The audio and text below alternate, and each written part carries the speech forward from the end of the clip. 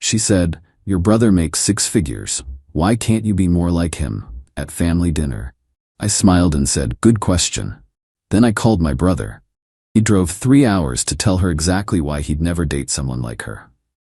Her silence was deafening. I, 28 male, was cutting into my steak when my girlfriend 26 said it. We were at my parents' house for Sunday dinner. My brother, 31, my parents, my girlfriend, and me. She'd been living in my apartment for 8 months, rent-free, because her freelance graphic design career was building momentum. My brother had just mentioned getting promoted to senior software architect, making $140,000 now. Good for him. He earned it. My girlfriend set down her wine glass. "Third one tonight," looked directly at me. "Your brother makes 6 figures. Why can't you be more like him?" The entire table froze. My mom's fork stopped midair. My dad's eyes went wide. My brother looked like he'd been slapped. I put down my knife and fork, very carefully, smiled. "Good question." Pulled out my phone, called my brother. Even though he was sitting 6 feet away, he looked confused but answered. Yeah? "My girlfriend wants to know why I can't be more like you. Can you tell everyone here why you'd never date someone like her?" "What are you? Seriously. Answer the question. Why would you never date her?" The table exploded with shocked noises. My girlfriend's face went from confused to horrified. "What the hell are you doing?" she hissed. My brother stared at her, then at me. Something clicked in his eyes. "You really want me to answer that?" "In detail. Please." He set his phone down, leaned back in his chair, looked directly at my girlfriend. "Because I'd never date someone who hasn't paid a single dollar in rent for 8 months, who works maybe 10 hours a week but calls it a career, who spent $900 of my brother's money last week on a girl's weekend while he ate ramen." My girlfriend's face went bright red. "How do you?" "Because he tells me everything. Every time you spend his rent money on brunch, every time you forget your wallet, every time you make him feel small for having a normal job. That's private. Not when you humiliate him at our parents' dinner table." My brother stood up, tall, imposing. "You want to know why he can't be more like me? Because I'd never let someone use me as a wallet while treating me like I'm worthless." "I don't use him." "Really?" My brother pulled out his phone, started scrolling. "September through now, he spent $22,400 on you. Rent, food, your car insurance, your phone bill, your credit card payments, that trip to the resort, the spa days, the..." "Stop! That's $2,800 a month on someone who contributes nothing and apparently thinks he's inferior." My girlfriend looked around the table desperately. "This is insane. I love him." "You love his bank account," my brother said flatly. "There's a difference." She turned to me. "You're just gonna let him attack me?" "You attacked me first. He's just finishing it." "I didn't attack you. I asked a question. You compared me to my brother like I'm defective. At my parents' table, in front of my family." My mom finally spoke. "Honey, I think you should leave." My girlfriend's mouth dropped open. "What?" "You heard her," my dad said quietly. "You should go." "I came with him." She pointed at me. "Then you should call a ride," I said, "because I'm staying for dessert." She stared at me, then started crying, the ugly mascara running kind. "You're breaking up with me? Here? You disrespected me here. Seems fitting." "This is cruel." "What's cruel is 8 months of you treating my apartment like a free hotel while complaining I don't make enough." She grabbed her purse, looked around for someone, anyone, to take her side. Found no one. "Your whole family is toxic." She stormed toward the door, stopped, spun around. "And for your information, I've been talking to someone else anyway. Someone who actually has ambition." My brother laughed. Actually laughed. "And there it is." She slammed the door so hard a picture frame fell off the wall. We sat in silence for about 10 seconds. Then my mom said, "Well, that happened." My brother looked at me. "You okay?" "Yeah, actually yeah, that felt good." "Want me to follow you home? Make sure she's not there?" "She shouldn't be. Her key doesn't work anymore." Everyone stared at me. "What?" "I had the locks changed this morning. Had a feeling dinner might go badly." My brother grinned. "That's my little brother." We finished dinner, had dessert. My brother followed me home anyway. Good thing he did. Update 1. My girlfriend was waiting in my apartment parking lot. In her car. The car I'd been paying insurance on for 6 months. My brother parked next to me. Got out? She's still here? Yeah, want me to stay? Yeah. We walked to my apartment together. She got out of her car, ran over. Baby, can we talk, please? No. I'm sorry. I was drunk. I didn't mean it. You had 3 glasses of wine over 2 hours. You weren't drunk. You were honest. It came out wrong. It came out exactly how you meant it. She saw my brother. This is your fault. You turned him against me. My brother, I told the truth. That's not the same thing. He was fine until you. He was miserable, my brother interrupted. He just didn't know he was allowed to stop being miserable. I unlocked my apartment door, started to go in. She pushed past me, tried to get inside. My brother's hand shot out, caught the door. Nope. I live here. No, you don't, I said. Your name's not on the lease. You don't pay rent. You're not a tenant. You're a guest who just got uninvited. You can't do this. Already did. Your stuff will be packed by tomorrow noon. You can pick it up then. I'm not leaving. My brother pulled out his phone. Then I'm calling the cops for trespassing. She looked between us, realized we were serious, started crying again. Where am I supposed to go? Not my problem, I said. You mentioned talking to someone else. Call him. That was a lie. I said it to hurt you. Well, it worked. Now leave. She didn't move. My brother dialed. Yeah, hi, I need police at... Fine. She screamed it. I'm leaving, but this isn't over. She got in her car, peeled out of the parking lot. My brother and I went inside. He looked around. You meant it about packing her stuff? Yup. I'll help. Let me call my girlfriend. Tell her I'll be late. You don't have to. Shut up. I'm helping. His girlfriend showed up an hour later with boxes, tape, and markers. The 3 of us packed everything of my ex's. Clothes, toiletries, makeup, books, the random junk she'd accumulated. Took 4 hours, filled 23 boxes. My brother's girlfriend, she had all this stuff and paid nothing? Nothing, I confirmed. Wow, that's bold. We stacked everything in the living room. My brother took photos. Documentation, in case she claims you kept anything. Smart. I've been through this before. Ex-girlfriend, different situation, same entitlement. They left at 2 a.m. I changed all my passwords. Netflix, Hulu, Amazon, Spotify, everything. Realized she'd been using my accounts for everything. Checked my credit cards. Found charges I didn't recognize. Recent ones. $340 at a boutique yesterday. $180 at a spa Friday. $90 at a restaurant Thursday. I was at work. She'd taken my card. Without asking, I reported it as fraud, got the card canceled. Bank said they'd investigate. Went to bed at 4 a.m. Didn't sleep much. The next morning, 11:30 a.m., she showed up. With her mom and her 2 best friends. I opened the door with my phone recording. Her mom launched immediately. You can't just throw her out. She lives here. She doesn't. She's not on the lease. She doesn't pay rent. She's a guest who's leaving. That's illegal. No, it's not. My brother's girlfriend is a lawyer. She confirmed it last night. Her friend won. You're really going to abandon her over one argument?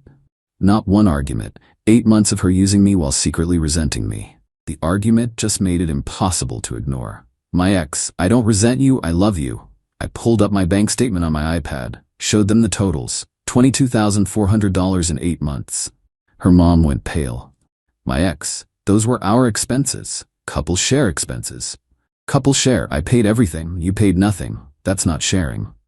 I was building my career.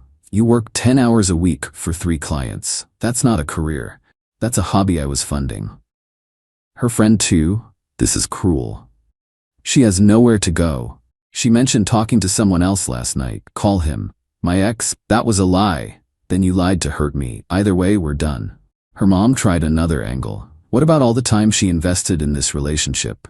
What time? She didn't cook, didn't clean, didn't contribute. She lived here rent-free while I worked, and she brunched. My ex started crying. You're making me sound terrible. I'm stating facts. Your stuff is in the living room. You have until noon. It's 11:52. They started loading boxes, complaining the whole time. Her mom kept muttering about lawyers. Call them, I said. My documentation is impeccable. At 12:15 p.m., the last box was loaded. My ex tried one more time. I'm sorry, really, can we please try again? No. Why not? Because you revealed who you really are. You can't unreveal that. People make mistakes. You didn't make a mistake. You told the truth. I'm just finally listening.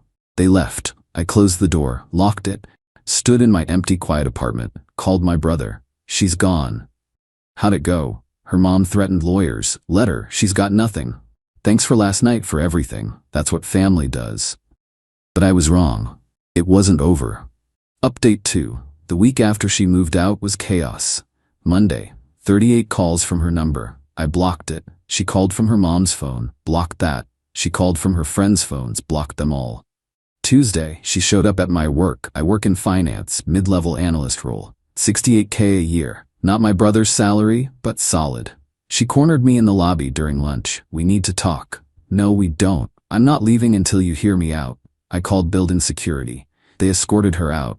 She screamed the whole way. My manager called me in. What was that about? Ex-girlfriend. We broke up. She's not handling it well. Is this going to be a problem?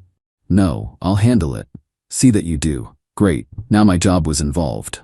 Wednesday, she started posting on social media. Long posts about financial abuse and narcissistic exes and being abandoned when you need someone most.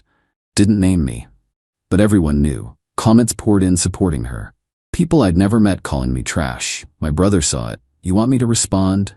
No. Let her dig her own grave. You sure? Yeah. People who know us know the truth. Thursday, her mom called my mom. My mom called me after. Her mother is insane. What did she say? That you financially abused her daughter, that you trapped her with promises then threw her out, that you owe her for wasted time. What did you say? I told her the truth, that her daughter lived rent-free, worked barely at all, spent your money like water, then humiliated you at dinner. She didn't like that. I'm sorry she involved you. Don't be. I've dealt with worse. But heads up, she mentioned lawyers again. Friday, I got served. A process server showed up at my apartment, handed me papers. She was suing me for $22,400 in funds fraudulently obtained, $8,000 in promised financial support, $5,000 emotional distress, return of all gifts purchased during relationship, $3,000 for belongings wrongfully kept. Total, $38,400 plus all gifts. I called my brother. She's suing me. For what? I read the list. He was quiet for a second, then, oh, she really screwed up. How? She just gave you legal grounds to destroy her, and I mean destroy. Call my girlfriend, she'll handle this pro bono, this is her favorite kind of case. I called her. She laughed when I read the complaint. This is the dumbest lawsuit I've seen in years. Don't worry, we're countersuing for twice as much, and we'll win. For what? Fraud, theft, unjust enrichment, and emotional distress, plus that credit card fraud from the charges you reported. The credit card thing? Bank confirmed 3 charges made while you were provably at work. That's felony fraud. She's looking at criminal charges if she pushes this. Holy hell. Yeah, she really should have left well enough alone. My brother's girlfriend, my new lawyer, drafted a response that was brutal. Counterclaim for $22,400 in unjust enrichment, all money spent on her. $4,800 in theft, unauthorized credit card charges with bank records, $10,000 emotional distress, $5,000 in legal fees, criminal complaint for credit card fraud. Total, $42,200 plus criminal charges. The response included bank statements showing every dollar I spent on her, lease showing she wasn't a tenant, photos of all her belongings being returned, bank's fraud investigation results, text messages where she admitted not paying rent, surveillance footage of her screaming at my workplace. It was filed Monday morning. Her lawyer called my lawyer Tuesday afternoon. My client wants to drop the suit. Too late. We're proceeding with the counterclaim and criminal complaint. That's excessive. Your client committed fraud and filed a frivolous lawsuit. This is proportional. She's willing to drop everything. We're not. See you in court. Wednesday, my ex showed up at my apartment building. 3 a.m., drunk, pounding on the lobby door. Security called me. Sir, your ex-girlfriend is here. She's intoxicated and refusing to leave. Call the police. They did. She got arrested for public intoxication and trespassing. Spent the night in jail. Her mom bailed her out Thursday morning. Called me screaming. You had her arrested? I had security call the police when she showed up drunk and wouldn't leave. That's not on me. She's distraught because of you. She filed a fraudulent lawsuit and committed credit card theft. She's distraught because she's facing consequences. Drop the charges. No. We'll fight you. Please do. Discovery will be fun. She hung up. Friday. Preliminary hearing. My lawyer laid out everything. The judge reviewed the evidence. Miss, did you live in the defendant's apartment rent-free? My ex, we were in a relationship. Partners don't charge rent. Judge, did you pay any household expenses? Silence. Answer the question. No. Did you use his credit card without permission on these 3 occasions? Judge held up the bank records. I thought, yes or no? Yes. Judge looked at her lawyer. Your client committed fraud and is now suing her victim? Seriously? Her lawyer looked exhausted. Your Honor, she's going through emotional distress. Not an excuse. Counterclaim proceeds. Original suit is dismissed with prejudice. Next hearing in 30 days. Outside the courthouse, my ex's mom confronted me. You're destroying her. She destroyed herself. She loved you. She loved my money. There's a difference. When this is over, you'll be the one who suffers. Looking forward to it. My brother met me for a beer after. How'd it go? Her suit got thrown out. Mine proceeds. Good. She needs to learn. Her mom's losing it. Let her, not your problem. But oh, it got worse. Final update.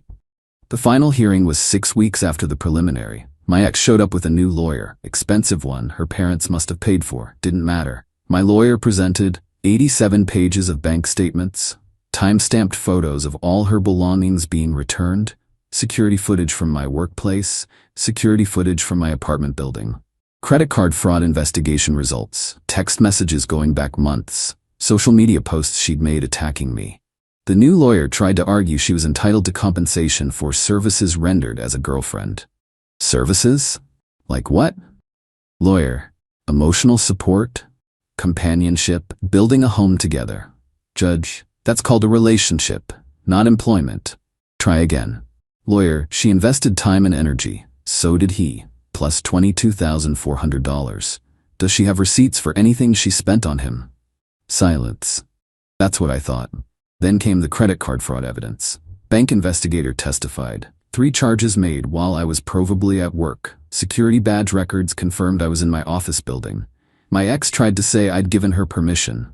Bank records showed she'd activated a new card sent to my address. One I'd never activated. She'd stolen it from my mail and activated it herself. That's felony fraud. Judge's face went cold. Ma'am, do you understand you're admitting to federal crimes? Her lawyer jumped in. Your Honor, my client. Be quiet. Judge looked at my ex.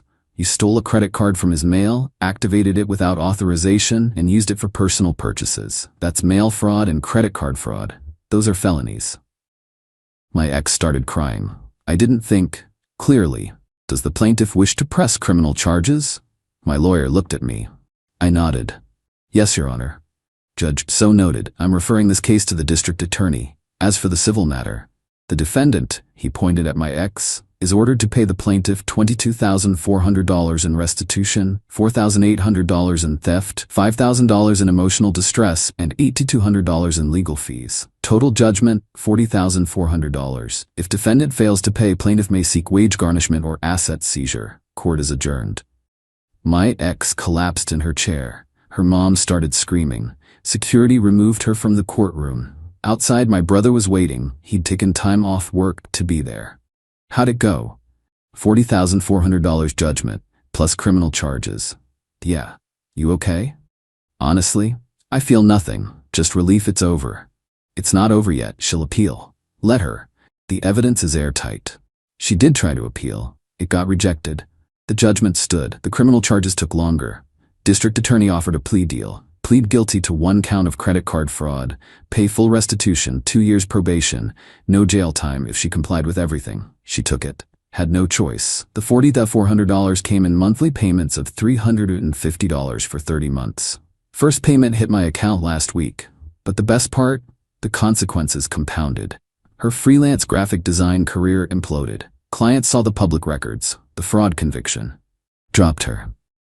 She had to get a regular job. Retail, making $15. Her parents cut her off financially, told her to grow up. She's living with a roommate now. Tiny apartment, total opposite of my place she'd been freeloading in. Her social media never recovered. Once the court records went public, everyone who'd supported her turned. Comments on her posts went from "you deserve better" to "you committed fraud." She deleted everything. Went dark. Her mom tried one last time to contact me. Left a voicemail. You've ruined her life. I hope you're satisfied. I didn't respond. My brother heard it. You know what's funny? What? She ruined her own life. You just stopped subsidizing it. True. As for me, the $40,400 is coming in monthly. Using it to rebuild my savings account she'd drained. My brother helped me get connected with a recruiter at his company. Different department, different role. Project coordinator position. Not his salary, but better. 79K, starting next month. The Sunday dinner where everything exploded was 3 months ago. Feels like years. We still do Sunday dinners, every week. Just family now. No girlfriends until I'm sure. My mom makes jokes about it now. Remember when that awful girl asked why you couldn't be more like your brother? Mom. What? It's funny now, you got $40,400 and a better job out of it. She's not wrong. My brother and I are closer than ever. He helped me through the legal stuff, the emotional stuff, everything. Last Sunday, over dessert, my dad said something that stuck. You know why she asked why you couldn't be more like your brother? Why? Because she couldn't see you were already exactly like him. Strong, loyal, principled. You just needed a reason to show it. My brother raised his glass. To my little brother, who finally stopped letting people walk all over him. We clinked glasses. My mom, and to never bringing someone like that to dinner again. Agreed. The girl who compared me to my brother is now paying me $1,350 a month for the next 2.5 years, has a fraud conviction on her record, lost her career, and lives in a tiny apartment with a roommate. My brother drove 3 hours that night to defend me. Set off a chain reaction that led to this. Best question anyone ever asked me, why can't you be more like him? Because I already was. I just needed to remember it, and she paid $40,400 to remind me. Worth every penny.